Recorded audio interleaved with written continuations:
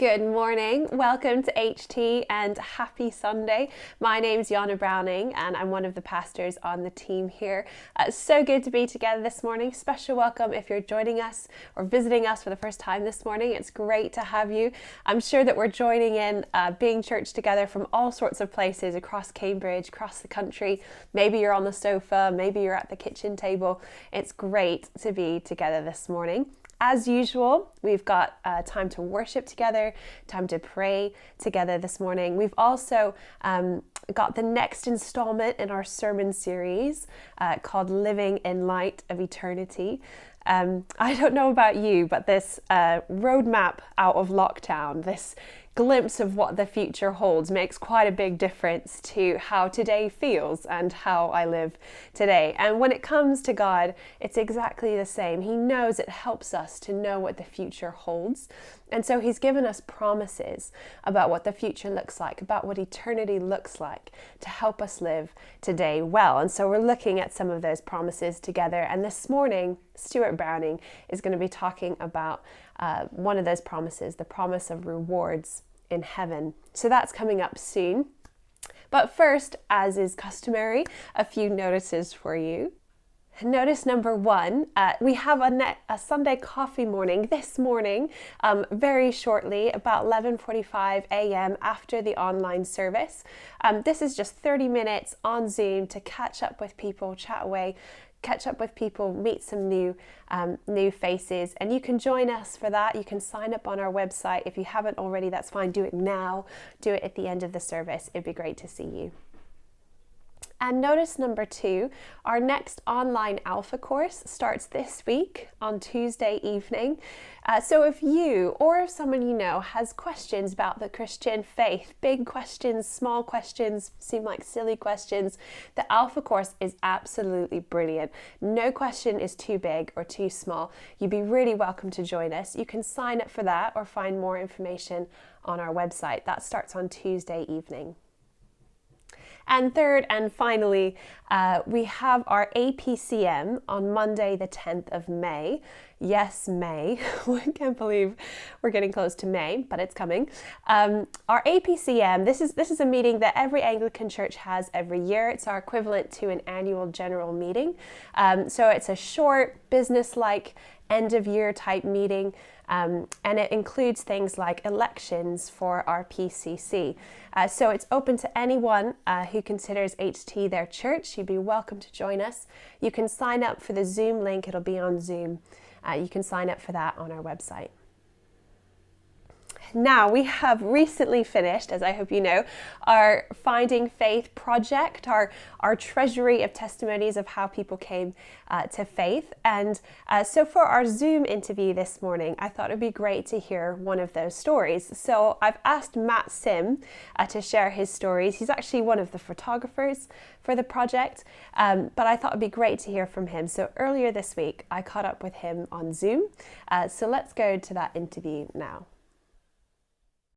Hi, Matt. Thank you so much for joining us this morning. It's great to have you. I wondered if to start with, you could just introduce yourself. Yeah, happy to. So I first started coming to HT back in 2008 when I actually moved to Cambridge as a student. So that's how I started coming to HT. And then since then, I've been working at a sort of medical communications consultancy firm where I specialize in medtech. I think usually when people ask me what I do, I get to that point and people's eyes sort of glaze over or they look really confused. Basically on a day-to-day, I send a lot of emails. I manage a team there's a team that I kind of look after and manage. And I work with a lot of clients who are sort of trying to develop new technologies. So we see some pretty funky medical equipment coming through. Awesome, great. And you shared your story of finding Jesus as part of our Finding Faith project. And I just thought it would be great to hear your story this morning. So I wondered if you could tell us your story, anything that was particularly important, people or events. Yeah, absolutely. So my parents actually moved to the UK from Hong Kong, which I guess is topical at the moment. I know that's something that's really on our hearts and minds at the moment. But yeah, they moved over and they became Christians here in the UK. So actually for me and my brother, we grew up in, I guess what you say, just a pretty regular Christian family. But I think for me, when I was growing up as a kid, church was just something that we kind of did. Like my faith was just something that I took kind of for granted. I do remember at some point when I was a kid, after a particular Sunday school session, sort of praying the prayer and just sort of accepting Jesus as my savior. I remember doing that. But I think, for a long period, I guess I was sort of in that sort of trundling along kind of period of my faith where, I had plans in life. There were things that I wanted to do. My faith was just kind of something I did. I think it was alive, but it was very much sort of a bit more of an accessory to sort of my plans and what I wanted to do. So I think a particularly formative time for my faith and when things really grew for me was during my PhD. So up until that point, I think I'd just been a really high achiever throughout. Probably sounds a bit arrogant, but I guess, I did really well in school. I came to Cambridge, which is what I wanted to do. I was studying biochemistry. That was always my plan. And I don't think at any point I really involved God in those plans. Like, that's just what I knew I wanted to do.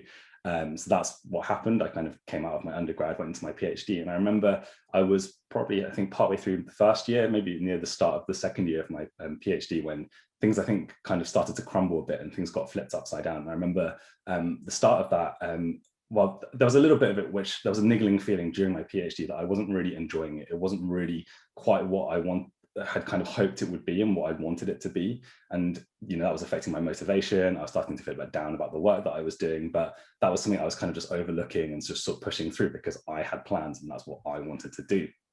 And the second really big thing that happened that year was that my dad was diagnosed with prostate cancer. And it ended up being a really aggressive prostate cancer, which he sort of fought for about a year and a half before he sadly passed away from it. And that was just a really challenging time for our family. And I think that was also the time when I kind of learned what it really means to have a faith that's alive, and that really, what that really means. Because even though things were difficult and things were hard, and my dad was in a really difficult situation, and he was getting sicker and sicker, I watched as there were just things that God was doing in the lives of us as a family. And I sort of look back on that time and I remember there's a post-it note, and I think I have a photo of this somewhere, or maybe I even have the original post-it that my dad actually had on the fridge for the whole time that he was ill. And it's from the story of Lazarus. So it's from John chapter 11, verse 40, which just says, then Jesus said, "Did I not tell you that if you believe, you will see the glory of God?" And I think for me, that summarizes so much of what I saw in that time, that God took the little bit of faith that I had, the little bit of sort of trundling along kind of faith that I had, and just sort of helped me to look back on that situation, see all the things that he did, even though it was a really difficult time. And, I think I've come out of it sort of with just, I guess, just a realer sense of what my faith really is, knowing that actually God doesn't just want the sort of theoretical stuff or the kind of going about our daily business and kind of going to church every Sunday or whatever. He actually wants to know the real things that we've got going on in our lives, like the nitty gritty. That's where he works the most. And that's really been my experience. And I guess that's, a big part of my story now. That's amazing, Matt. That's amazing. And this is kind of a big question, but what difference does Jesus make in your life? As I said, big question, maybe off the back of what you shared, but what difference does he make? Yeah, sure. I think, that experience I've just sort of described, it sort of made me pause, and it just made me really reflect on how up until that point in my life, like, I think I was the planner, I was in the driving seat. It was me who was trying to drive these things and wanting to feel in control. And I think it was a real challenge. I think I'm still all of those things. I still like to be in control. I still like to be ambitious. I still like to, push my career along and so on. But I think, with Jesus, there's that sense of at the bottom of it, the question of like, what is my purpose in all of this? Am I driving this stuff all forwards just because of my own pride and where I want to get to? Or actually, am I looking out for where God wants to do things and where he wants to work? And am I committing those things to him? So I think I guess in some ways it's a subtle shift because I still struggle with those things, but actually it's a real shift in perspective that I have on things. And I think that's where God has really made a big difference in my life. Yeah. Amazing. Well, thank you so much. And before you go, one final bonus question. Is there anything in particular that God has been teaching you in the last year or so?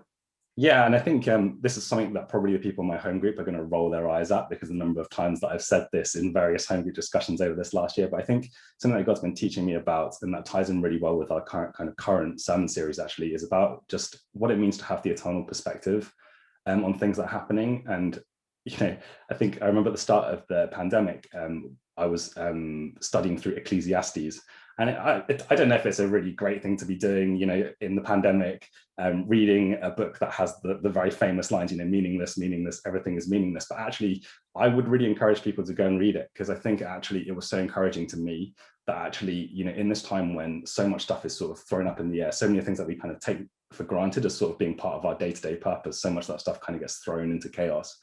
I think actually it was a huge encouragement for me to actually say, the faith that I have and what Jesus has done for me actually does give me a different perspective on all this stuff that's happening. It does give me a different hope, even though the things that I would normally maybe be relying on and maybe be relying on too much are kind of thrown up into the air. There's actually more behind it. And that, I think, has been something that's, I'm a big picture thinker normally anyway, but I think that's been really a theme that God has been kind of reminding me of and nudging me on and saying, Matt, all the things that you've got going in your life, like, what does that mean in this grand, like, eternal perspective that I have, and what I've done for you, and how does that kind of fit together? So yeah, really interesting lesson to be learning during a pandemic. But yeah, I'm really grateful for what God's been teaching me there. That's awesome. Well, Matt, thank you so much. Really appreciate you sharing your story. So thank you for joining us this morning. Thank you, Hannah. Amazing. Thanks, Matt. Now let's get ready to worship God together. So I don't know, grab a Bible to hand, change the way you're sitting maybe to get ready to meet with God, sit forward on the sofa or stand. In just a minute, the worship team is going to lead us as we sing together, but let me just read a few verses for us from Isaiah. They might be familiar to some of us, but it's a great reminder of who this God is that we worship together this morning. So are you ready? Are we ready? To whom will you compare me? Or who is my equal? Says the Holy One. Lift up your eyes and look to the heavens. Who created all these? He who brings out the starry host one by one and calls forth each of them by name. Because of his great power and mighty strength, not one of them is missing. Why do you complain, Jacob? Why do you say, Israel, my way is hidden from the Lord? My cause is disregarded by my God. Do you not know? Have you not heard? The Lord is the everlasting God, the creator of the ends of the earth. He will not grow tired or weary, and his understanding no one can fathom. He gives strength to the weary and increases the power of the weak. Even youths grow tired and weary, and young men stumble and fall. But those who hope in the Lord will renew their strength. They will soar on wings like eagles. They will run and not grow weary. They will walk and not be faint.